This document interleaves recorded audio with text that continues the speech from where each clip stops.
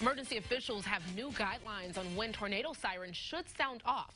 Champaign County Sheriff Dan Walsh has released a new policy outlining when people will be alerted during severe weather. And WCIA3's Eric Payne is in our newsroom. But Eric, this is all after two tornadoes touched down just 2 weeks ago. That's right. Those were EF0 tornadoes in southwest Champaign, meaning they had about 75-mile-an-hour winds. Each of those were on the ground for about a tenth of a mile. The Champaign County Sheriff says this new guideline still would not have changed their decision to not activate the sirens on June 10th.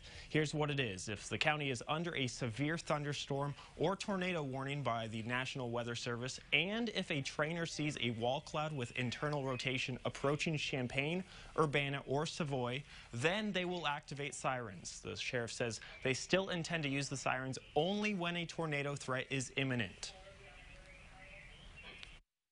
We are not going to sound them just because the NWS says we're in a tornado watch or warning area. There's several reasons why we don't. My biggest concern is if the more we sound these sirens, the less people are going to pay attention to them.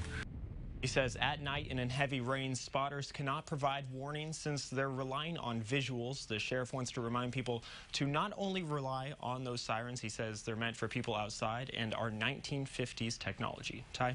All right, very informative, Eric. Thank you. And some other ways to stay weather alert. You can watch us here on WCIA3, of course. You can use a weather radio or other weather apps on your phone. And of course, we have one of our own. That's WCIA3 weather app that you should also have a family safety plan in place for severe weather.